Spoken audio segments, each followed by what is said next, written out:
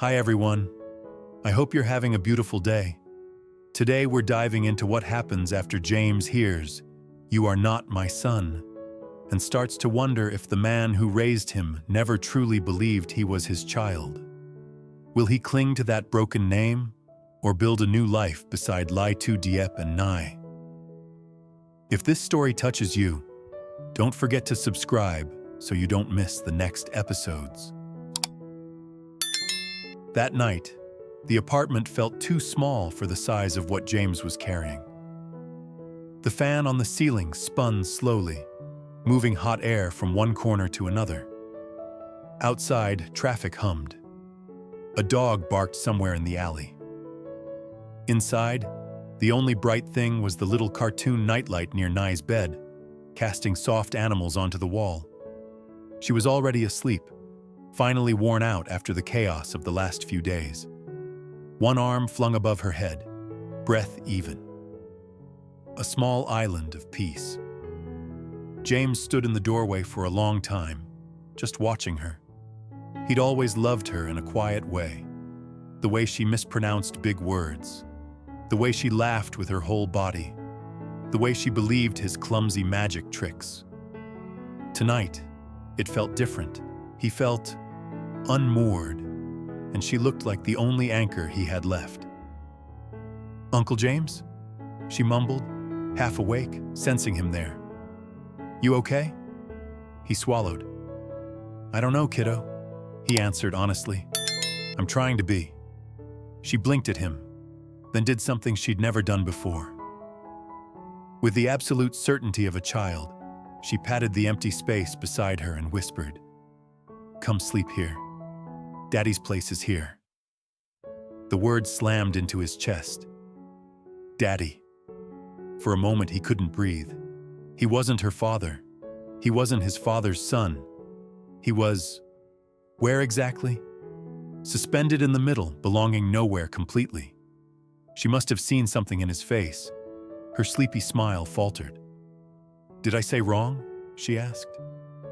"At school they say Daddy is the one who comes when you cry. You came, so that's your place, right?" Something inside him cracked.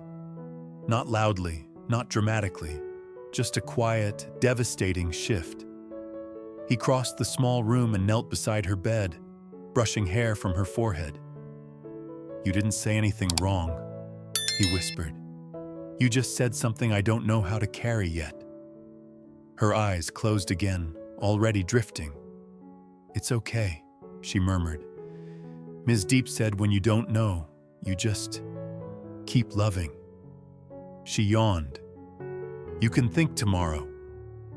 He stayed there until her breathing deepened again, until the nightlight animals stopped looking like shadows and went back to being simple shapes.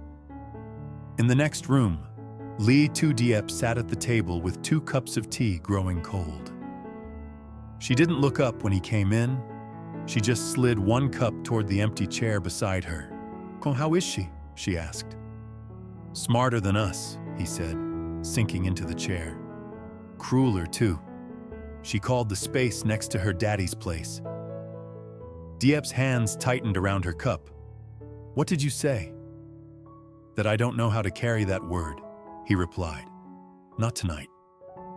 Silence stretched between them, not hostile, just heavy. "Do you want to know for sure?" she asked finally. "About him. About the blood. A test. A paper. Something that says yes or no." James stared at the tea. A film had formed on top, untouched. "When I was a kid," he said slowly, "I wanted everything to be sure. Was he proud of me? Was I good enough? Did I deserve his last name? Now, I'm not sure certainty would heal anything. It might hurt more," she agreed quietly. "But not knowing hurts too." He looked up at her. "Now what would you do," he asked, "if you were me?" She gave a sad little laugh. "If I were you, I'd probably already have thrown something," she said. "But honestly, I think I'd ask myself this: am I trying to prove him wrong or prove myself real? Those are 2 different wars." He leaned back, considering that. What if I don't have the strength for either? He murmured. Then you rest, she said. You stand in the middle where it hurts, and you breathe until you can take one step in some direction. There is no prize for solving this overnight, James. He rubbed his face, exhaustion pressing on him like a physical weight. He'll use this, he said. You know that.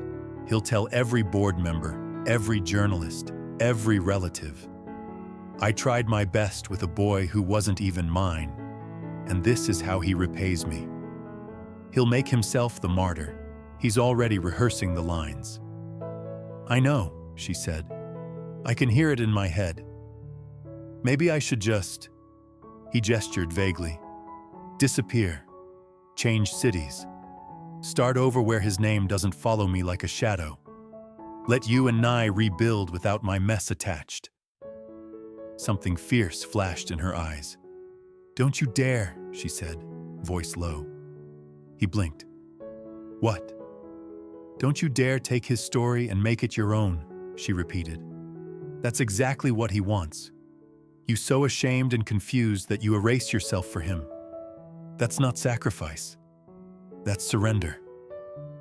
I'm trying to protect you, he protested weakly.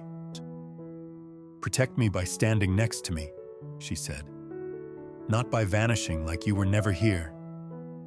Do you really think starting over somewhere else without your name, without your history, without us, would hurt less than fighting through this together? For who? For what? He didn't answer. She softened slightly, reaching across the table to cover his hand. I'm angry too, she admitted. At him, at your mother, at this whole twisted mess. But when I imagine my life without you in it, the anger feels small and the loss feels huge. I don't want the safe version of my life if it doesn't have you and Nye in it. He stared at her hand on his, at the chipped cup, at the worn edge of the table. None of this was glamorous. None of it looked like success in his father's world. But it felt alive. What if I can't be a good man without knowing where I come from? He asked, almost a whisper. She squeezed his fingers. Then let this be where you come from, she said. This table, this kitchen, the school gate, the hospital hallway. The night you chose not to be the man who uses children as bargaining chips. Blood started a story, James. But you get to write the chapters now. He exhaled, something loosening just a fraction in his chest. Lan texted, she said, changing the subject gently. She heard about what he said in the interrogation. Not my son. She says she's not surprised. He snorted. Of course she's not. She also says, Diep continued, that some people upstairs are wondering why a man who claims so loudly he has no responsibility is suddenly sending PR memos about a difficult time for our family. He wants freedom and sympathy at the same time. That contradiction is starting to show. So he's bleeding, James said quietly. Just not where we can see it yet. She nodded. He still has power, money, friends, but for the first time, there are cracks. People like Lan are done covering them without thinking. He looked at her. Are you saying we keep fighting him after this? I'm saying we don't stop just because he tried to throw doubt at your existence, she replied. If anything, that makes what we're doing more necessary. How many people has he told, you are nothing to me after using them? Employees, partners, maybe even other children he decided didn't fit his story. The idea made James's skin crawl. The thought that there might be others scattered through the city, carrying his name or his scars, confused about who they belonged to. Do you want to look for them? She asked softly, reading his face. Other people with his shadow on them? He shook his head, overwhelmed. Right now, he said. I just want to survive being me, one mystery at a time. She smiled sadly. That's allowed, she said. You're not a court case, James. You're a person, with limits, with wounds. A sudden noise from the bedroom, a small thump, then a sleepy, ow. They both jolted, then laughed at themselves. I think she rolled into the wall, Diep murmured.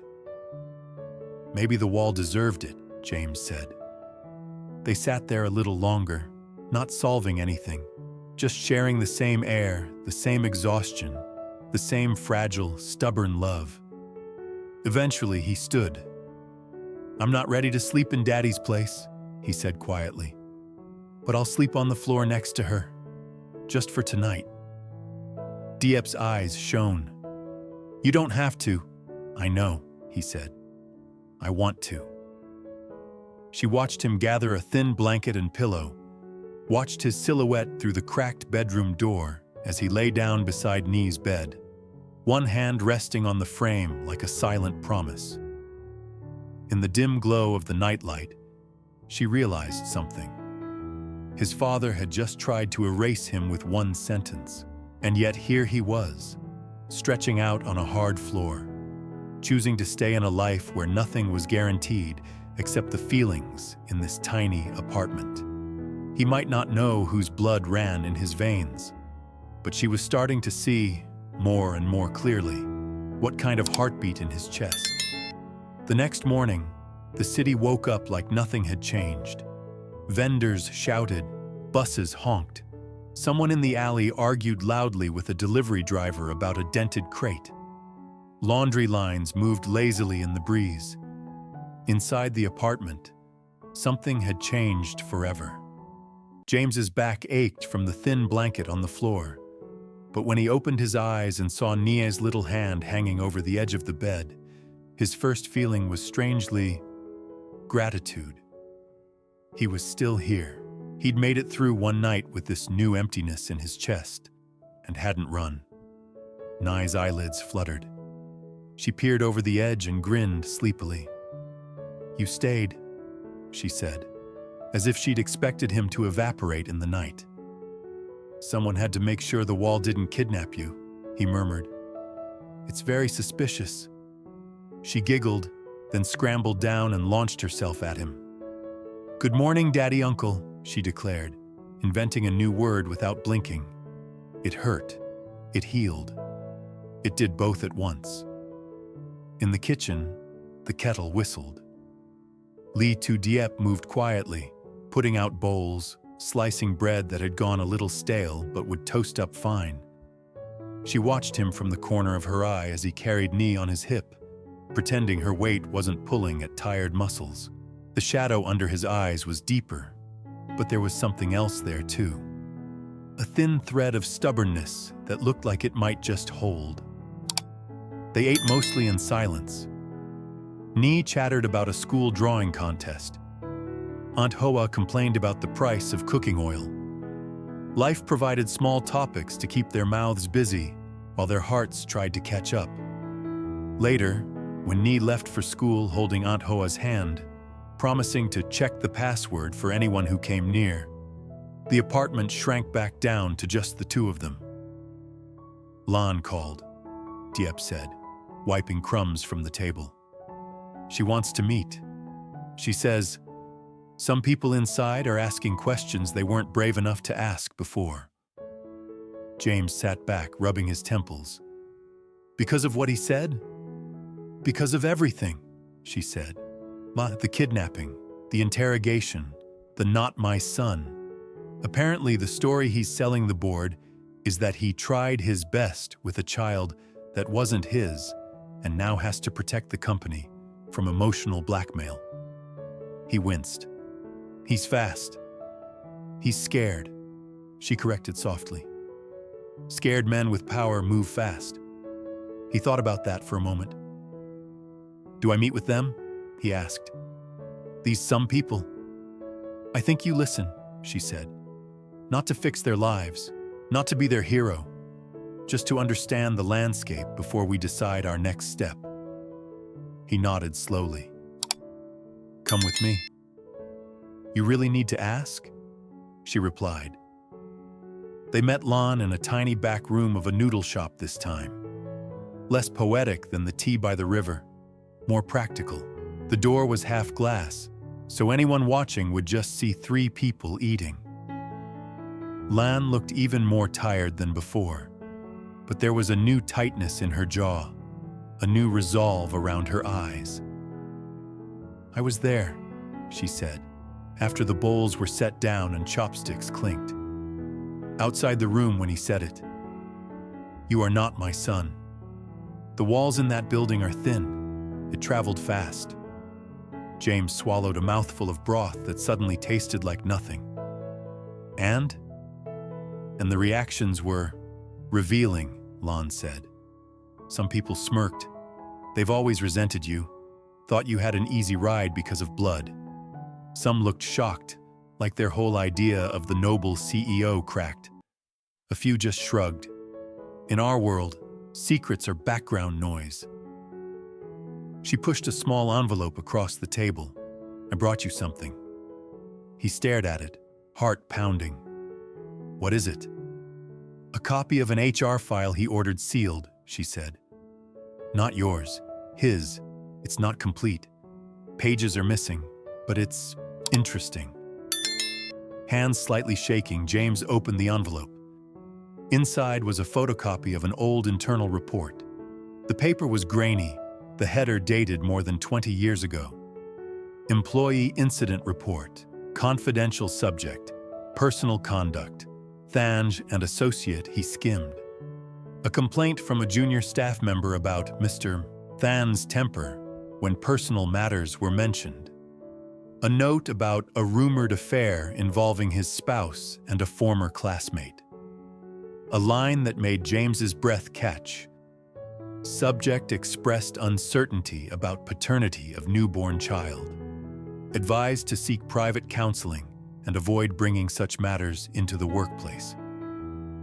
In the margin, in a familiar, harsh scrawl, someone had written, "Weakness, never again." Did he write this? James whispered, fingers tracing the letters. Lon nodded. He wrote it on his own file before ordering it sealed. Never again meant never showing vulnerability where anyone could see. From then on, he turned every fear into an attack before anyone else could weaponize it. Diep felt a chill, so when he used that word, biologically, he wasn't just trying to hurt you, she said. He was replaying his own terror, out loud. It doesn't excuse it, Lon added quickly, but it explains the violence of it. James stared at the page until the words blurred. He imagined a younger version of his father, pacing an office, hating himself for doubting, hating his wife, hating the idea of being made a fool of. He imagined that man deciding, in one bitter night, that from now on, love was weakness and control was safety. And me, James said slowly, a child from that mess, raised like a tool, praised like an investment, cut loose like a bad stock when I stopped performing. Lan's mouth twisted. You're not the only one, she said. He's done smaller versions of this with others. Not about blood, but about loyalty. Making people prove they deserve what he gave them, then reminding them he can take it away. Diep's voice was soft, but firm. Then maybe that's the story we tell, she said. Not just evil father hates poor girl, but a man who built an empire out of fear and taught everyone under him that love is a transaction. And where do I fit in that story? James asked, looking up. As his not son? As the boy he raised and disowned? As what, exactly? Lon considered him. As witness, she said. To both sides. You've seen his house from inside the gate and from outside it now. You've seen the charm and the cruelty. That's rare and dangerous for him. He let out a breath that shook just a little. You want me to talk? he realized. No, publicly. Not yet, she said. But soon someone will ask. A reporter, a judge, a board member tired of swallowing rumors. When that happens, you need to know what parts of your pain you're willing to put on the record, and what parts you keep for yourself. Diep's hand found his under the table. Will talking fix anything? He asked, voice rough. Will it give me a father? A name that feels like mine? A childhood that wasn't built on a lie? No, Lon said gently. Talking won't fix the past. It might help stop the pattern for someone else. It might force him to stand in front of a truth he's been running from for 20 years. But it won't fill the hole he made in you. And if I don't talk? He pressed.